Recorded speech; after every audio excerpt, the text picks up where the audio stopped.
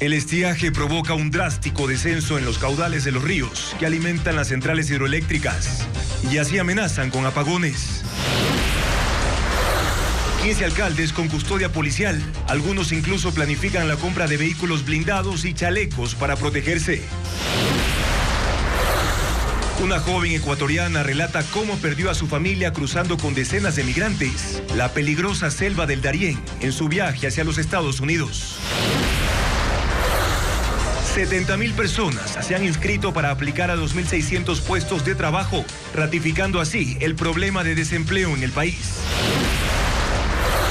Ecuador requiere 16.000 millones de dólares para incrementar la producción petrolera, pero la incertidumbre ahuyenta las inversiones. Los pantalones ultracortos, las transparencias y el blanco y negro son las tendencias en la Semana de la Moda en París. Alerta en Francia por una invasión de chinches que están en las calles, cines, teatros y hasta en el transporte público. Miércoles 4 de octubre, bienvenidos a una nueva jornada informativa en Televistazo Estelar. Comenzamos con la incertidumbre por los problemas de generación eléctrica que alertan al país.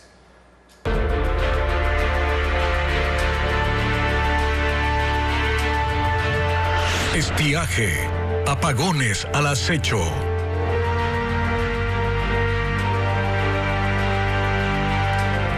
El estiaje de este año en los ríos amazónicos es el más severo en los últimos 5 años. Paul Romero recorrió el río Coca que alimenta la central hidroeléctrica Coca-Codo Sinclair y constató la impactante reducción de su caudal. Veamos un informe de la situación. Son imágenes de la agresiva sequía en la cuenca amazónica. Este año el estiaje se adelantó un mes y los ríos que alimentan a las centrales hidroeléctricas tienen poca agua. El río Coca, que abastece a la central hidroeléctrica Coca-Codo Sinclair, la más grande del país, registra uno de los caudales más bajos de los últimos 5 años, con 140 metros cúbicos por segundo, cuando en época de invierno supera los 4.000 metros cúbicos por segundo. En la captación de la hidroeléctrica, la disminución del agua es alarmante. El bajo caudal permite observar los sedimentos que dejó el río. Caudal abajo y por los efectos de la erosión, la corriente es poco visible e inofensiva. El correntoso y brumoso río Coca de la época de invierno ahora tiene poca agua que es insuficiente para producir los 1.500 megavatios de capacidad instalada de la hidroeléctrica Coca-Codo Sinclair. Otro río importante, el Paute, que abastece a la central hidroeléctrica Paute, también bajó de caudal, de un promedio de 60 metros cúbicos por segundo a 7 metros cúbicos, según el Ministerio de Energía. Hecho similar ocurre en el caudal del río Zamora, que abastece a la central hidroeléctrica del Citanizagua, de 47 metros cúbicos por segundo a 25. Y el río Jubones, que alimenta a la hidroeléctrica Mina San Francisco, de un promedio de 48 metros cúbicos por segundo a 9 metros cúbicos.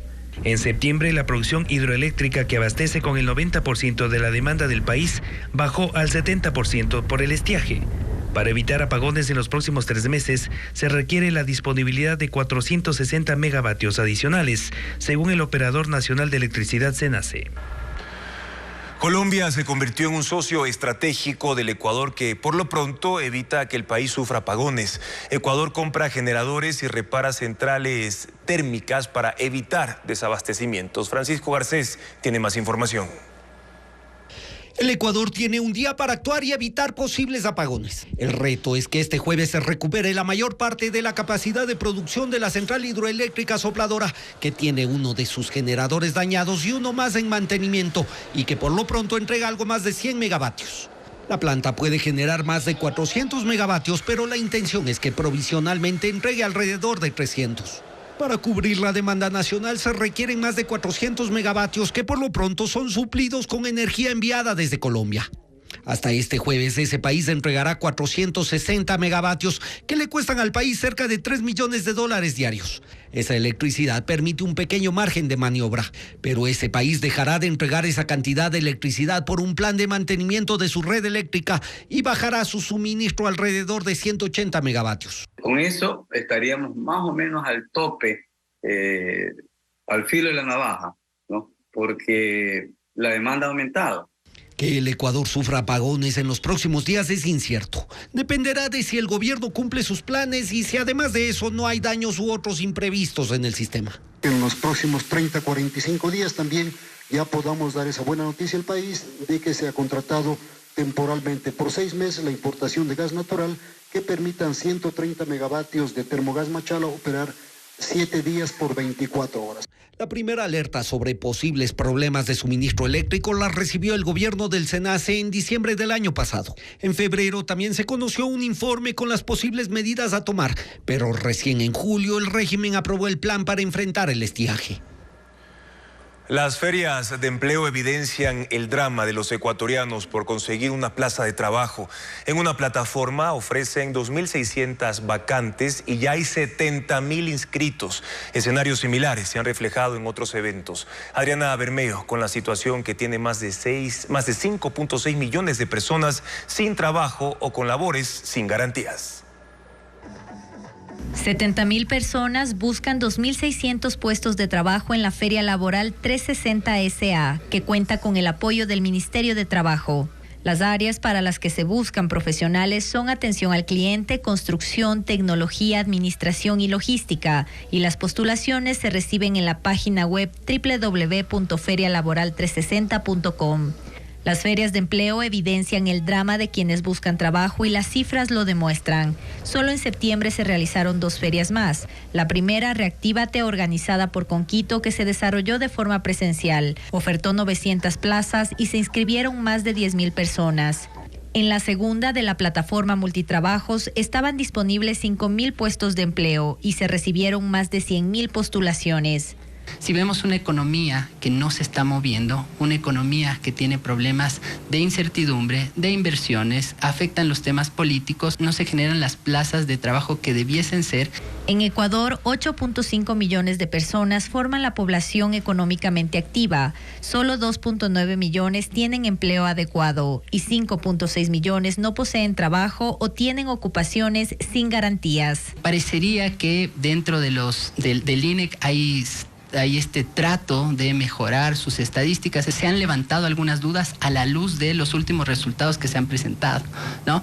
Entonces, sí puede ser una imagen de lo que está pasando en el mercado laboral, pero parecería que el problema es aún más grande. Según el INEC, que mensualmente realiza encuestas en 9.100 hogares, los más afectados por el desempleo son las mujeres por discriminación y los jóvenes por la falta de experiencia. 3 meses antes del asesinato del ex candidato presidencial Fernando Villavicencio, el oficial de policía responsable de su seguridad pidió refuerzos, armas largas y vehículos para proteger su vida. Los requerimientos no fueron atendidos por el mando policial, como informa Paul Romero.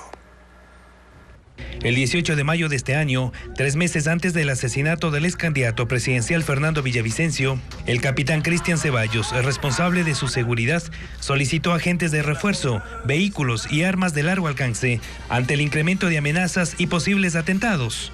Fusil de alto calibre 5.56 o similar, siendo conocedores de la situación actual que vive el país y debido al alto índice de riesgo del dignatario, 94%. ¿Saben qué pasó? Al siguiente día de la muerte del señor Fernando Villavicencio, le dispusieron al capitán Ceballos que vaya a retirar las armas largas. ¿Para qué? Para que vaya a dar seguridad en la tumba. El abogado del oficial presentó los informes remitidos a la Dirección de Seguridad y Protección de la Policía Nacional, más de 50 documentos certificados, en donde constan los requerimientos planteados.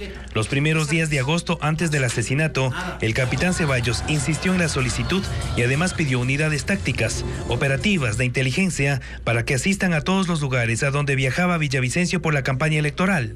Toda esta información fue entregada por el oficial a la Fiscalía hace 15 días, cuando fue convocado para ampliar su versión. El 9 de septiembre, Cristian Zurita, quien reemplazó a Villavicencio en la papeleta, reveló que el mando policial conoció sobre un plan para atentar contra su vida. Ahora Ceballos es investigado por la Dirección de Asuntos Internos de la Policía, que le abrió 2 expedientes, que no tienen relación al tema de la seguridad del ex candidato presidencial. Según su abogado, le investigan por la información que publicó Villavicencio durante la campaña respecto a que la candidata del correísmo, Luisa González, no habría nacido en Manabí, sino en Chimbacalle, en Quito. Los consejeros de Participación Ciudadana toman partido en las denuncias de boicot del concurso de designación del Contralor. Convocaron a los miembros de la Comisión de Selección y a su secretario removido para que expliquen lo ocurrido tras la rendición de la prueba escrita de los postulantes a esa función. El reporte con Fabiola Santana. El concurso para elegir al Contralor continúa pese a las acusaciones de injerencias e intentos de sabotaje. El Consejo de Participación Ciudadana se reunió este miércoles y cambió el orden del día para tratar la polémica en torno a la publicación de las notas del examen escrito que rindieron los postulantes el sábado. Hubo unanimidad para aprobar la moción de convocar al Pleno a los encargados del concurso de designación. Fueron llamados los 10 miembros de la Comisión Ciudadana de Selección, su secretario removido y los veedores. La mayoría correísta apunta a cuestionar el trabajo de la comisión. De hacer explícitos los resultados de las pruebas escritas un día que no correspondía, toda vez que según el reglamento, artículo 46, habla de término, lo que significa días hábiles, y el presidente Chalco anunció las notas un día domingo. La minoría cuestiona al secretario Francisco Toral, afín a Allen Berbera, que según los comisionados pidió anular los exámenes por un supuesto apagón negado por los miembros de la comisión de selección. Entiendo que se les cortó la luz, ahí no tengo absolutamente nada que ver, se les cortó el internet, ahí no tengo absolutamente nada que ver. Pero sí me llama la atención que no se le preste las facilidades como Consejo de Participación Ciudadana y Control Social a los comisionados. Mientras las cosas no cambien, la nota más alta la tiene Javier Torres Maldonado con 87,5 puntos, seguido de Cristian León con 85 puntos y Alejandra Vivanco con 82,5 puntos. Este miércoles se presentan pedidos de recalificación de méritos y del examen escrito. Una de las solicitudes fue del segundo mejor puntuado, con lo que el proceso está en su recta final. Momentos inéditos atraviesa la política estadounidense. Andrea Báez está con nosotros para contarnos lo que sucede. Andrea. Así es, Juan Carlos, el Congreso estadounidense trata de salir de su empantanamiento tras la destitución del presidente de la Cámara de Representantes, Kevin McCarthy. Los republicanos intentarán mantener el control de la Cámara y el ala más radical ha llegado a proponer que el expresidente Donald Trump sea nominado. Reporta Pedro Jiménez. La política estadounidense atraviesa momentos inéditos en su historia, con Donald Trump como el primer expresidente enjuiciado por varios cargos criminales, Kevin McCarthy como el primer presidente del Congreso en ser destituido con una moción de censura, y ahora un panorama incierto para lograr que la Cámara de Representantes vuelva a funcionar de manera estable, pues ninguno de los posibles candidatos del mayoritario Partido Republicano tiene los votos asegurados ni siquiera en esa misma tienda política. De ahí que las propuestas para destrabar a la Cámara tampoco tengan precedentes. Los demócratas plantean que un congresista de su partido pueda asumir con el apoyo de los republicanos que destituyeron a McCarthy. Pero ese mismo grupo de republicanos ha llegado a proponer a Donald Trump, pues la Constitución estadounidense no obliga a que quien presida la Cámara deba necesariamente ser un congresista. Donald Trump, que asiste por tercer día a las audiencias por el juicio en su contra por fraude en Nueva York, ha dicho que por ahora está enfocado en su campaña por la presidencia, que podría ayudar al partido en este proceso, aunque destacó que hay gente valiosa entre los republicanos para liderar la Cámara. La administración Biden urge a los congresistas a superar esta crisis política, a enfocarse en los problemas del país y en dar una salida definitiva a la falta de un presupuesto que evite el cierre parcial del gobierno. Hay una minoría de 212 congresistas demócratas, una mayoría de 221 republicanos, pero aún entre ellos no hay una postura que les asegure mantener la dirección de la Cámara de Representantes, por lo que tampoco hay una fecha para iniciar las votaciones. Alerta en Francia por una plaga de chinches a menos de 10 meses de los Juegos Olímpicos. La situación más crítica está en París, donde residentes han denunciado que estos insectos están en los asientos de espacios públicos como cines y teatros. Se ocultan y anidan en muebles y colchones para alimentarse de sangre humana durante las noches. Así viven los chinches, insectos rojizos que conmocionan Francia. No provocan una enfermedad grave, pero sí lesiones en la piel, irritación, reacciones alérgicas e incluso ansiedad y depresión. Imágenes de estos bichos en espacios públicos de París se han viralizado en redes sociales, desatando una ola de temor. La gente no sabía si tenía chinches. Antes pensaban que eran picaduras de arañas o mosquitos. Pero últimamente, con casos en el metro y en los cines, se ha extendido el temor y nuestra carga de trabajo es monstruosa, dice un exterminador. El gobierno se ha visto obligado a intervenir para calmar a la nación. Primero negó que esta plaga haya llegado al transporte público, pero luego admitió un aumento en la proliferación de los insectos, responsabilizando de ello a las altas temperaturas. El calentamiento global está alimentando este brote de chinches en Occidente, especialmente en países visitados por muchos turistas. Esto hace la vida imposible a muchos de nuestros ciudadanos, dijo su portavoz. Según cifras del gobierno, 1 de cada 10 franceses sufrió una invasión de chinches entre 2017 y 2022. Pero la alerta actual se da por el aumento de casos a menos de 10 meses de los Juegos Olímpicos de París. Hacemos una primera pausa comercial, pero más adelante un plan en Nueva York entrena a migrantes extranjeros que piden asilo para incluirlos en la industria de alimentos. Y también carreras ilegales en el terreno de la refinería del Pacífico. ¿Qué dice la policía? La respuesta al volver. Además, ¿cómo generar empleo en Ecuador? Los candidatos presidenciales llevan sus propuestas a los empresarios, aliados clave para poder conseguirlo. Esto y más luego del corte. El terreno en el que se iba a construir la refinería del Pacífico durante el correísmo en la provincia de Manabí ahora sirve para realizar los denominados piques o carreras ilegales. La policía confirmó que hace 11 días se llevó a cabo el último encuentro en ese espacio. Diego Puente con el tema.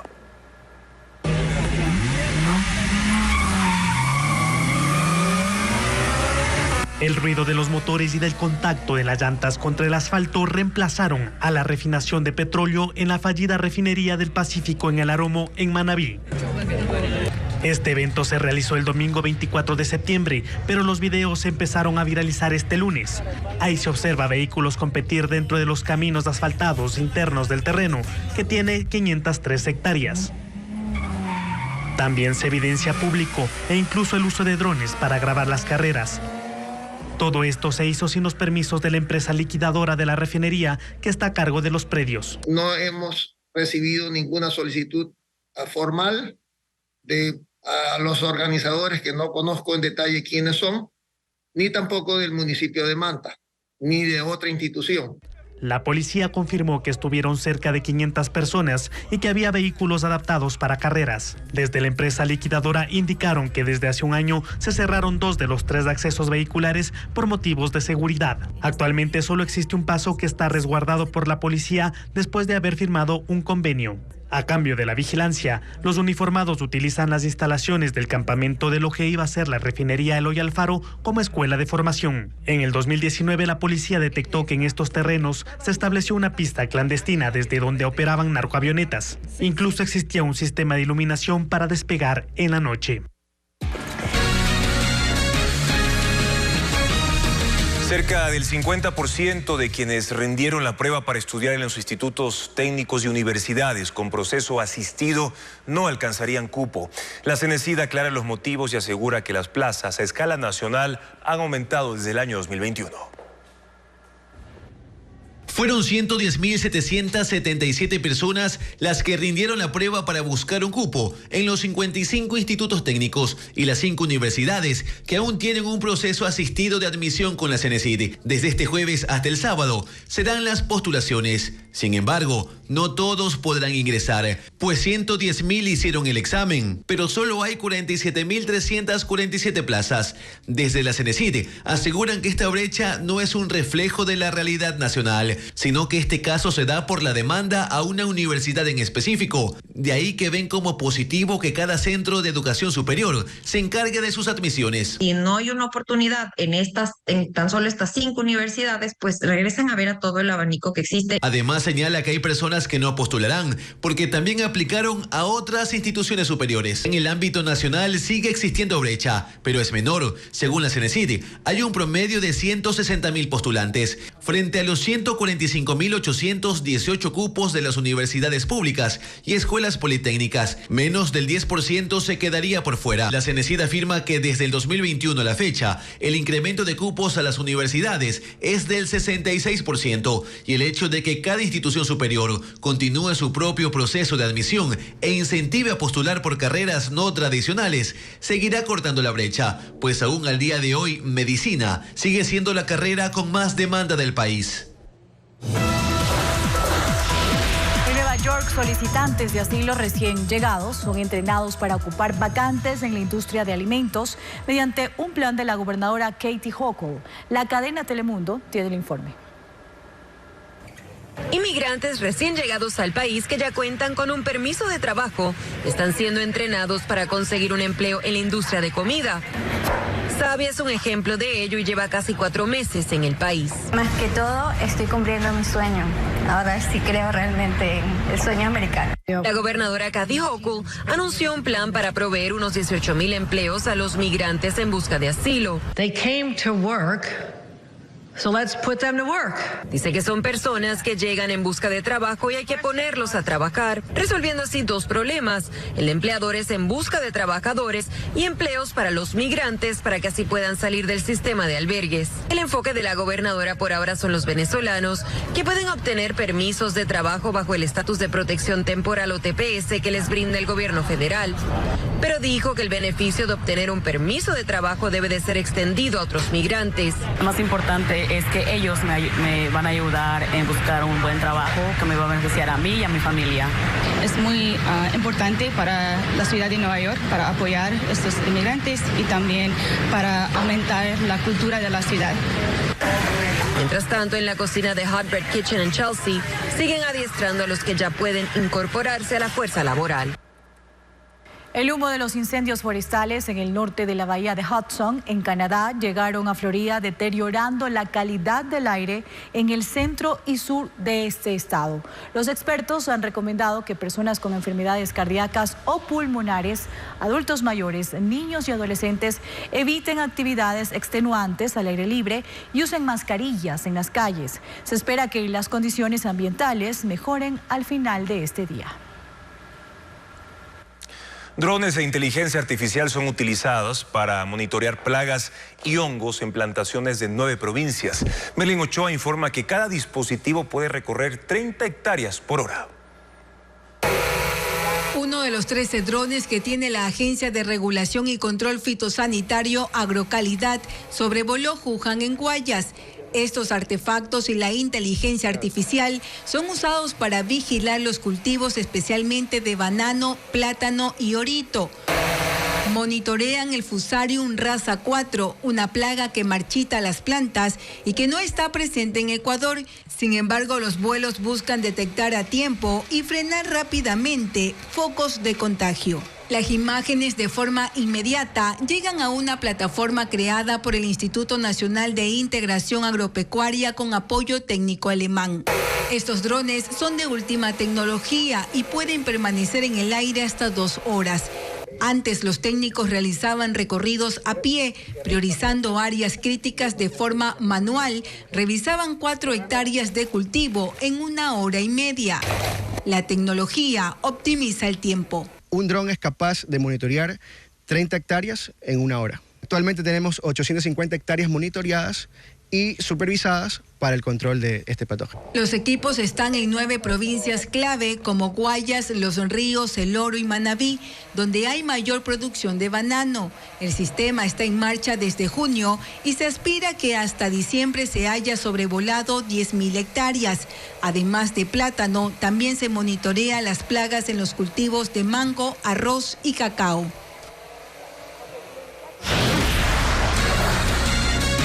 ¿Habrá o no apagones en Ecuador? Al volver, desmenuzamos el plan del gobierno con el que pretende evitarlo. Sigan en sintonía de Coavisa.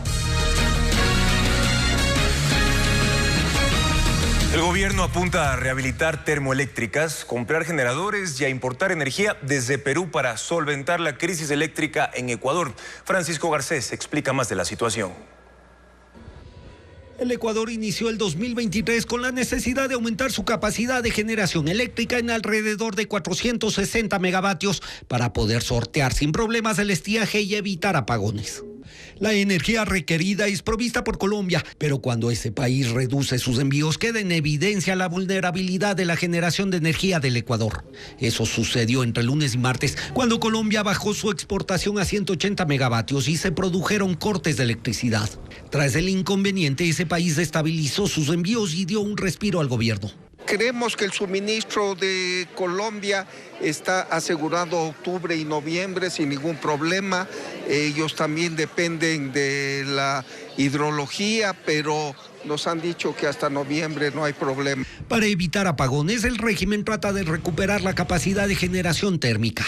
Ya tiene disponibles algo más de 300 megavatios de las plantas del Salitral, Pascuales y una parte de Termo Esmeraldas, planta que generaría 125 megavatios adicionales a finales de mes. Pero estos esfuerzos aún dejan un déficit. Adicionalmente, SELEC ha iniciado el día de ayer en coordinación con el SENACE una gestión para establecer la disponibilidad de energía con Perú que pudiera permitir la importación de 45-50 megavatios. Pero aún así el Ecuador seguirá siendo dependiente de una parte de la energía colombiana. Por eso SELEC compró a Corea 32 generadores a diésel a través de Termo Pichincha. Fue por $66 millones y los primeros motores arribarían a finales de este año. Cuando todos estén operativos el próximo año, sumarían 52 megavatios de generación. La demanda de electricidad aumenta entre el 12 y el 14% anuales y por eso el próximo año el problema podría repetirse. Para evitarlo, el régimen tiene negociados contratos de generación fotovoltaica, eólica e hidroeléctrica por 800 megavatios con inversión privada, aunque su ejecución dependerá del próximo gobierno.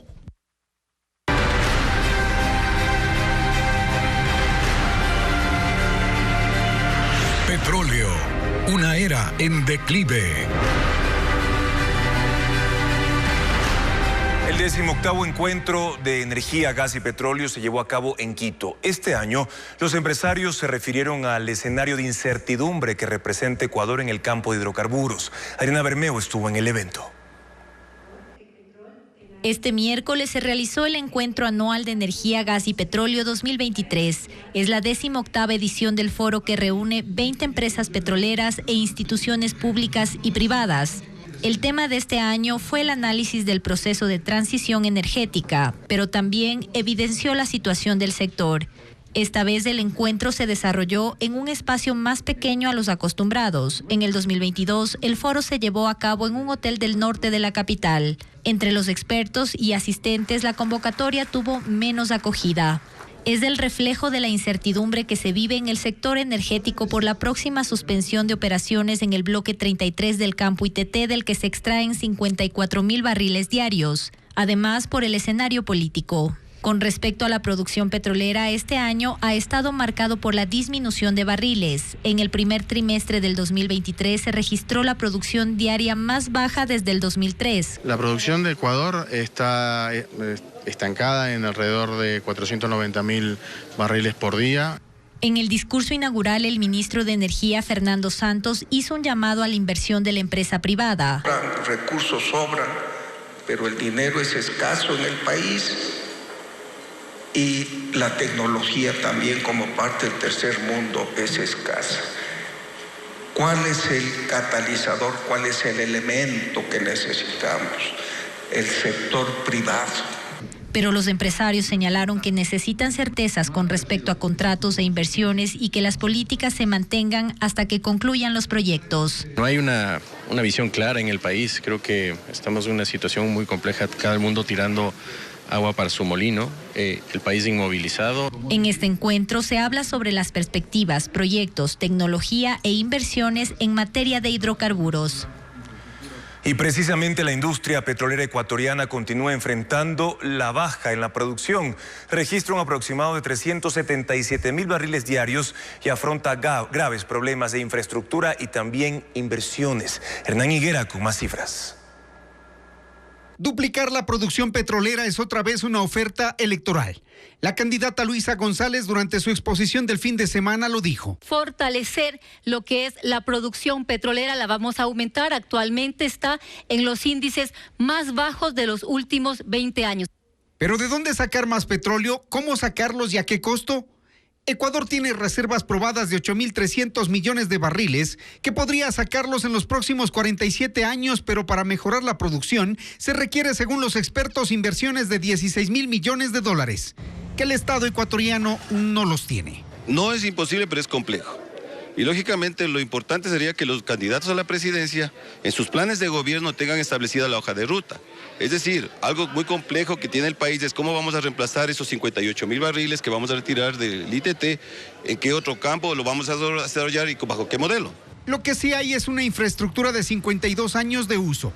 Y pese a que en los últimos 15 años se han hecho inversiones por 65.000 millones de dólares, la producción sigue estancada en un promedio del 500.000 de barriles diarios. La inversión va donde le da seguridad jurídica, le da escenarios, no pueden ser los más óptimos y sobre todo donde hay potencial. Petroecuador produce 369.000 barriles en los 22 campos que opera y las empresas privadas 90.000 barriles. La licitación de los campos maduros o de mayor producción quedó en anuncio. Le tocará al próximo gobierno ejecutarla. El país tiene 43 campos petroleros y de ellos 22 son operados por Petroecuador.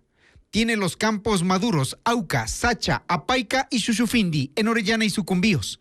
También está el ITT en proceso de apagado por los resultados de la consulta popular. Pero hay otros problemas. Los permisos ambientales que estancan cualquier intento por mejorar la producción y las demandas de las comunidades cercanas a la actividad petrolera, sin dejar de lado la corrupción.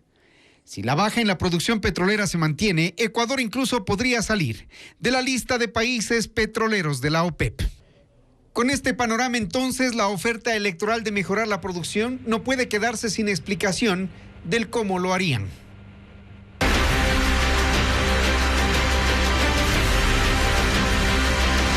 Elecciones 2023. Camino a Carondelet.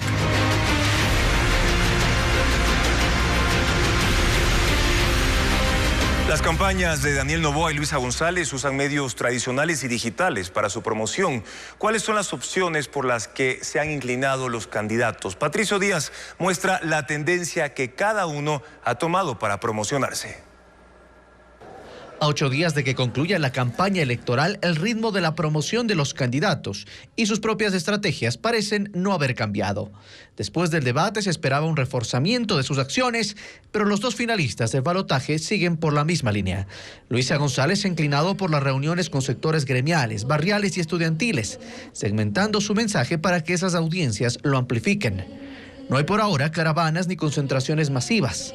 Esta semana ha visitado Quito, Guayaquil y Santa Elena. Mientras Daniel Noboa sí mantiene concentraciones y caravanas en los diferentes lugares que visita, lo cual complementa con reuniones y conversatorios con estudiantes y gremios. El candidato se ha desplazado por Guayaquil, Quito, Manabí, Los Ríos y Cotopaxi. Ambos han incluido en sus agendas actividades con jóvenes. En cuanto a promoción en medios tradicionales, según la información del Consejo Electoral, Luisa González se ha inclinado por las vallas. De lo que ha invertido hasta hoy, el 68.44% lo ha destinado a ese medio, mucho menos a radio y televisión. Mientras Daniel Noboa se ha decidido por la televisión. El 73.94% de su inversión en lo que va de campaña la ha dirigido a ese medio. El rubro es mucho menor para radio y aún menos para vallas. Esta promoción la paga el Estado y corre desde el 24 de septiembre que empezó la campaña. En la inversión digital, solo Meta, a la que pertenecen Facebook e Instagram, tiene datos del gasto en publicidad. Quien más ha destinado recursos es Daniel Noboa. En los primeros 7 días de campaña, invirtió $94.600 en anuncios, mientras Luisa González invirtió $33.518. Sin embargo, hay otras cuentas que respaldan a ambas candidaturas y que también pagan por publicidad a favor de uno y otro. Así, los postulantes a la presidencia tratan de promocionar sus nombres a 11 días de la elección. Y de hecho, las redes sociales se han convertido ya en herramientas indispensables dentro de una campaña electoral. En esta elección en particular, los dos candidatos han utilizado las plataformas digitales para ampliar el público al que quieren llevar su mensaje y sobre todo para mostrarse más cercanos al elector. Baby, hello. Para Daniel Noboa, las redes han sido su mayor puntal en la campaña política. En la primera vuelta, de hecho, sus mensajes masivos se limitaron casi exclusivamente a eso, a las redes, con escasas excepciones de alguna entrevista concedida a un medio tradicional. Y desde esa primera etapa de la campaña, sus redes preferidas fueron primero TikTok, con sus videos cortos y divertidos. Después Instagram y Facebook, donde los videos cortos también tenían cabida, pero mezclados con otros de carga más proselitista, o que simplemente contaban sus recorridos de campaña. En X, que en ese entonces todavía se llamaba Twitter, sus publicaciones siempre fueron escasas. Nunca hubo contenido creado específicamente para esa red, sino que sus publicaciones eran las mismas que subía en sus otros perfiles. Y eso de preferir una red sobre otra no es casualidad, sino estrategia. Daniel Noboa muestra en sus redes un estilo de no confrontación, casi nunca responde a las críticas, y si lo hace, es a su estilo, con videos como este que no generen polémica. Suele mostrar a su familia en sus redes, o al menos a los que son personajes públicos. Sus hermanos no aparecen, pero sí su padre, su madre y sobre todo su esposa, que cada vez ha ido ganando más protagonismo en los perfiles del candidato. Noboa acostumbra a sumarse a los retos virales de las redes como TikTok e Instagram. Se sumó al de la Barbie, al demostrar sus varias personalidades. Utiliza continuamente audios virales e incluso comparte sus listas de canciones para que la gente las descargue. Usa los recursos que le dan las redes para tratar de alcanzar a más seguidores. En TikTok, por ejemplo, tiene más de 800,000, 3 veces más que su contendora. Pero puedes tener una audiencia muy grande, eso no significa que van a votar por ti. Para la primera vuelta, Noboa priorizaba este tipo de videos cortos, simpáticos, virales. Para la segunda vuelta, estos siguen existiendo, pero los otros, Centro de Desarrollo de Carreras, los de propuestas y planes de campaña, han incrementado su número.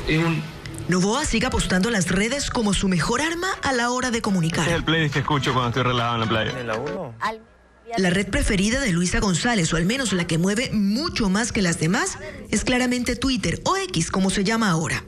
En ella no solo publica contenido propio, sino que replica publicaciones de terceros, interactúa acerca de noticias de interés nacional, comenta sobre el accionar del gobierno y responde a sus críticos, o como en este caso, a su contendor. Hasta una gileta de llevar la otra candidata. No necesito llevar un gilet. En las otras redes lo que predomina son los videos de sus recorridos o de sus propuestas, o de las reuniones que mantiene en el marco de la campaña. Pero en TikTok, la red más juvenil, también hace videos como este. Y comparte aspectos de su vida privada, muestra fotos de sus hijos o de sus perros o de lo que suele desayunar. Pero la tortilla de maíz nos enseñaron desde chiquito que se tiran el café. De regreso a la red que más usa, es fácil hacer un cálculo de cuál es el usuario que ella retuitea más. Sin lugar a dudas, a este, Rafael Correa.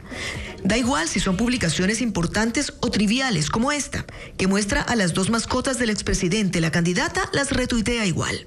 En X la presencia de Correa sigue dominando, pero ya no tanto en las otras redes, en donde antes todo evocaba al gobierno de la revolución, hasta los hashtags de las publicaciones. Se enamoran. En Instagram y TikTok no suele confrontar nunca ni responder a críticas. En esta segunda vuelta se ha centrado en mostrar lo que hace en el día a día, las entrevistas que otorga, el café que se toma con una amiga o la comida en un centro comercial. E incluso hizo videos acerca de los tatuajes. En los perfiles de Luisa González siguen estando presentes los registros de los recorridos y los discursos con propuestas y planes de gobierno, que eso de las redes se ha convertido en escenario obligatorio a la hora de buscar votantes y tratar de ganar una elección. Después de 2 décadas, finalmente el Cantón Pedernales en Manabí cuenta con un nuevo hospital, pero no al 100% porque su funcionamiento se completará en noviembre. Actualmente los usuarios podrán acceder a los servicios de consulta externa, emergencia y a una parte del área de hospitalización mientras se termina de equiparla por completo. Karen Ceballos estuvo en un recorrido en esa casa de salud. A las 6 de la mañana comenzó la atención en el tan esperado Hospital de Pedernales en Manabí, pero únicamente en el área de emergencias, 8 espacios de consulta externa y el laboratorio clínico. Rocío González madrugó emocionada con sus 2 hijos para atenderse, pero la alegría le duró poco. Recibió una receta para comprar medicinas afuera para la anemia de su niña de 2 años y una orden para que su hijo adolescente sea operado en el Hospital de Bahía de Caracas. ¿Y por qué no aquí? Porque dicen que aquí no operan. ¿Todavía no? No. Faltan 7 semanas para que los quirófanos del Hospital de Pedernales estén operativos. Esperamos que hasta el 20 de noviembre completemos la última fase, la fase 4. Están ingresando el 1 de noviembre 93 profesionales adicionales. Y estos van a completar 270 personas. Y solo 10 de las 30 camas para hospitalización están habilitadas. Los 80.000 habitantes de Pedernales anhelaban este hospital desde hace 2 décadas, cuando el municipio inició la obra, pero nunca la terminó. En el 2016, con la anunciada reconstrucción tras el terremoto, hubo otro ofrecimiento, pero el proyecto tampoco se consolidó pese a las 5 protestas de los ciudadanos. Este miércoles, al acto de inauguración llegó el presidente Guillermo Lasso, quien dijo que la obra ahora es símbolo de la lucha contra la corrupción. En 2019, un primer contrato se cayó por la presentación de garantías falsas y en el 2020, el anticipo de un segundo contrato se perdió en la trama de corrupción que llevó a la prisión y sentencia del exasambleísta Daniel Mendoza. Esa es la mala política del gobierno de Correa y la mala política del gobierno de Moreno, que entregó la salud de Manabí a un legislador. Daniel Mendoza representa la mala política, señores. Nosotros representamos la buena política, los que construimos hospitales, ahorramos dinero para el pueblo ecuatoriano. 26.6 millones de dólares terminó costando el Hospital de Pedernales, que lleva el nombre de Dr. Francisco Vázquez Balda. La construcción también beneficiará a habitantes de otros 2 cantones y estuvo a cargo de la firma china CanC. Estudiantes de un colegio en Quito denunciaron que se alteraron sus fotos y videos para crear contenido para adultos. Diego Puente informa sobre este caso que se conoce como deepfake en una institución educativa particular. 20 estudiantes mujeres de un colegio del Valle de los Chillos en Quito fueron víctimas de montajes de contenido sexual. Con ayuda de la inteligencia artificial, sus rostros aparecieron en fotos y videos. Es lo que se conoce como deepfake. Esta práctica busca dañar psicológicamente a las víctimas y afectar su honra. El grupo Rescate Escolar presentó una denuncia este miércoles tras reunirse con 6 padres de las afectadas. Ellas hablan de 20 a 24 estudiantes de primero a tercero de bachillerato. Eso es lo que refieren. Y también refieren una cifra que habría que confirmar, que son como 700 videos de imágenes con sus fotos. 2 de los presuntos agresores se retiraron del colegio. Según Rescate Escolar, no se actuó de inmediato. El lunes comentó la rectora que, de acuerdo a los padres, que estaban elaborando un informe a ser puesto a consideración del distrito. Pero recordemos que esto se supo el martes de la semana anterior. Inmediatamente se debía poner una denuncia. En un correo, las autoridades del colegio indicaron que es más apropiado esperar que se resuelvan los asuntos legales y se garantice la protección de todos los menores antes de abordar públicamente el tema. La denuncia está en conocimiento del Ministerio de Educación y de la Fiscalía. A escala nacional, 15 alcaldes tienen custodia policial debido a la ola de violencia. Ahora los municipios invierten recursos en vehículos blindados y chalecos para sus funcionarios, como reporta Bessie Granja. Tras un informe de riesgo emitido por la Policía Nacional, el municipio de Cuenca dará paso a la compra de un vehículo blindado para la movilización del alcalde Cristian Zamora. Como ustedes conocen, hace algún tiempo atrás yo había hecho público algunas amenazas en contra de mi integridad. Incluso en algún momento pues fui cerrado y cercado mientras me transportaba y algunos otros temas que se dieron a nivel de redes sociales. En el proceso que fue subido este lunes al portal de compras públicas, también se contrata su mantenimiento preventivo. A escala nacional, 15 alcaldes tienen custodia policial por haber sufrido algún atentado o amenaza. El nivel de violencia en el país ha hecho que en los municipios se decida gastar no solo en vehículos blindados, sino también en chalecos antibalas y equipos para resguardar la seguridad del personal. Desde la dirección de la Asociación de Municipalidades del Ecuador, se solicita una política integral para dar solución a este problema. O sea, el tema no es solamente defendernos, ponernos al chaleco antibala, no es tema solamente ponernos un tanque de guerra, sino afrontar de manera compleja y de manera integral el tema como Estado. Sí hay un factor importante, el gobierno central. ¿Qué hace el gobierno central como líder del Estado? Según el representante del organismo, al menos 30 funcionarios de alcaldías han requerido seguridad por riesgo a atentados. Una gasolinera cerró luego de ser atacada 4 veces por extorsionadores en la provincia del Oro. Los delincuentes pedían $20.000 a los propietarios para dejarlos trabajar en paz. Fabricio Lapo informa sobre este caso. Una semana de amenazas y ataques desencadenó en el cierre de una gasolinera que funcionó por 25 años en la vía Machala, Puerto Bolívar, en la provincia de El Oro. Todo empezó hace una semana, cuando 2 delincuentes a bordo de una moto amedrentaron con un arma a un despachador de combustible. Le dejaron una nota y 2 balas. 33 horas después, los extorsionadores volvieron a atemorizar a otro trabajador y dejaron otro mensaje, insistiendo en que los propietarios contesten. Además, dispararon al aire 8 ocasiones. Al día siguiente, 11 sospechosos en motos irrumpieron en la estación y amenazaron de muerte al guardia. Ese mismo día, los propietarios suspendieron la atención y denunciaron que les exigían $20.000 para dejarlos trabajar. Para pagar una extorsión, una vacuna no hay, porque la rentabilidad es mínima. Entonces ya, por eso el señor ya cerró la estación. Nosotros como isleros no abrimos ya la estación de servicio porque nos da miedo. El combustible de los reservorios fue retirado de esta estación en la que laboran 13 personas, pero incluso 4 días después del cierre, la noche de este martes, la gasolinera volvió a ser blanco de ataques cuando a las 22 horas de ayer, 2 hombres en motocicleta lanzaron un artefacto explosivo al filo de la estación. Desde este mes, agentes antinarcóticos de Ecuador serán parte de la Policía Europea, precisamente como un trabajo y un plan para identificar cargamentos contaminados con droga que llegan a países como Bélgica y España. William John con más de este tema. A la cita llegaron delegados del gobierno, del sector exportador y policía. Firmaron un convenio de cooperación que les permita ejecutar acciones contra el crimen organizado, especialmente desde los puertos. Entre el 2022 y este año, en las terminales marítimas decomisaron 130 toneladas de droga. El 80% va a Europa, camuflada en contenedores. Por eso la preocupación del delegado de la Unión Europea, que también fue parte de este encuentro. Queremos que lleven banano, camarones, pescado y no otras cosas.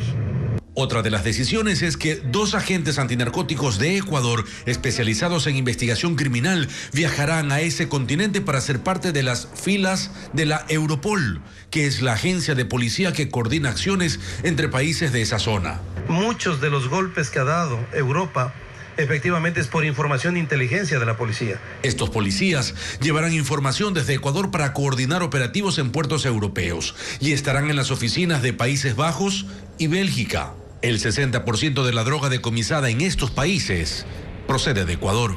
En el convenio con los exportadores se estableció un protocolo para dar seguridad a la cadena logística, según la policía, desde que el producto sale de las fincas, rastreando el transporte, los contenedores, su llegada a los puertos hasta que zarpan los buques. Esto mediante un centro de monitoreo y análisis de la unidad antinarcóticos. La migración irregular por la selva del Darién dejó huellas imborrables en familias ecuatorianas que vieron morir a sus seres queridos durante el peligroso trayecto. Bessie Granja relata la historia de una adolescente que perdió a sus padres y su hermana mayor en esa zona fronteriza entre Colombia y Panamá, por donde se han desplazado casi 44.000 compatriotas en lo que va del año.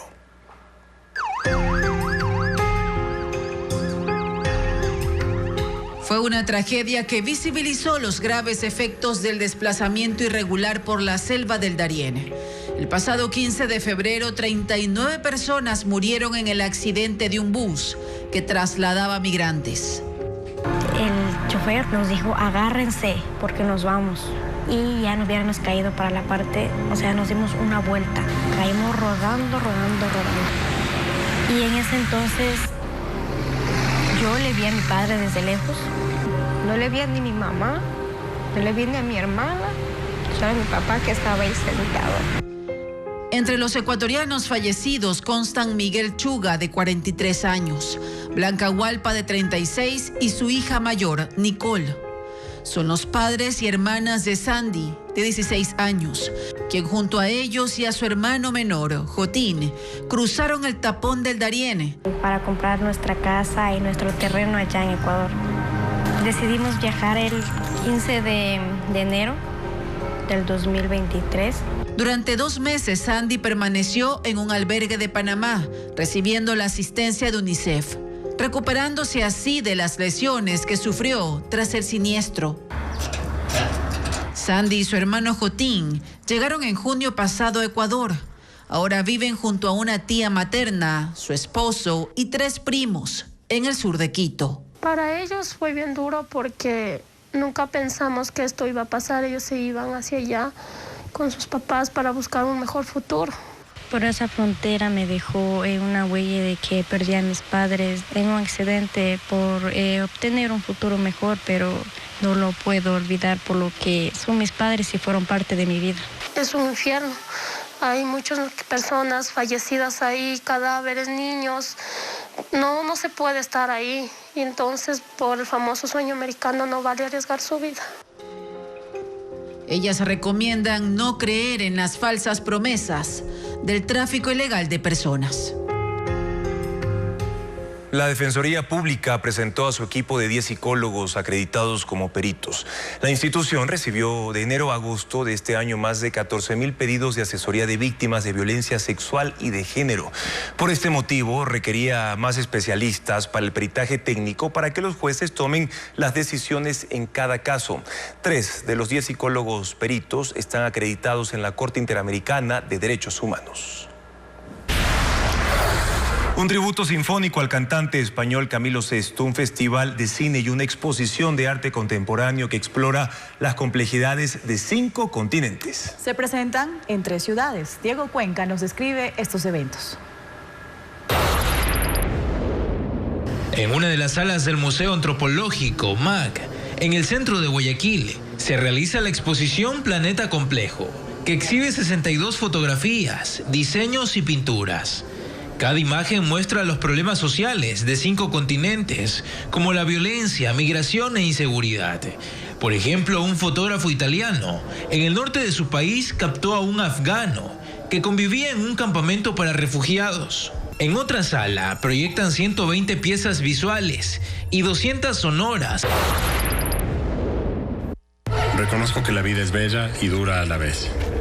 La película Al otro lado de la niebla, del cineasta ecuatoriano Sebastián Cordero, inaugurará la 22ª edición del Festival Internacional de Cine Documental, EDOC, el 6 de octubre en el Teatro Capitol. En total, 53 filmes serán proyectados en 40 funciones en varios espacios de la capital, hasta el 15 de octubre.